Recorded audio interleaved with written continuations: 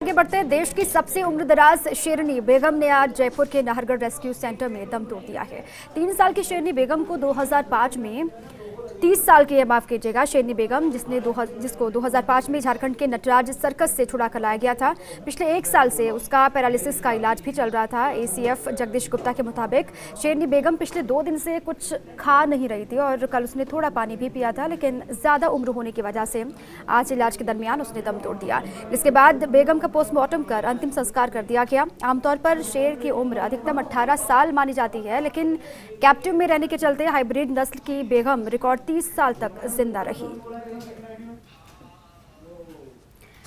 देश की सबसे उम्रदराज शेरनी ने दम तोड़ा। हालांकि इलाज भी किया जा रहा था, नाहरगढ़ रेस्क्यू सेंटर में रखा गया था। वहीं पर 1 साल से पैरालिसिस का इलाज चल रहा था, बचाया नहीं जा सका। कहा यह भी जा रहा है कि कुछ खा नहीं रही थी। हालांकि कल थोड़ा सा पानी पिया था, लेकिन उसके बावजूद भी कोशिश पूरी की जा रही थी कि जान बचाए। लेकिन अमूमन 18 साल तक ही बताया जाता है कि शेर की उम्र होती है, लेकिन शेरनी बेगम की उम्र 30 साल, और इसलिए भी हम कह रहे हैं कि देश की सबसे पहली उम्रदराज शेरनी ने दम तोड़ दिया है। रिकॉर्ड 30 साल तक जिंदा रही और कोशिश पूरी थी कि बचाया जा सके, लेकिन ऐसा हुआ नहीं। इसी पर मेरे सहयोगी निर्मल तिवारी जुड़ चुके हैं।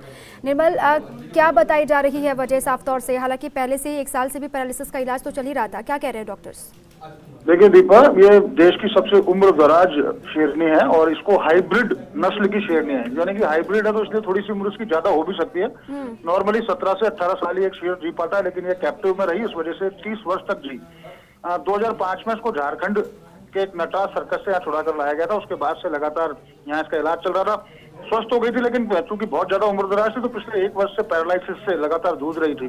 डॉक्टर अरविंद माथुर, उनकी टीम लगातार इलाज कर रहे थे, लेकिन अब एक तो बुढ़ापे नाम की बीमारी और दूसरी पैरालिसिस, तो लगातार इलाज के दौरान ही आज सुबह इसने दम तोड़ दिया।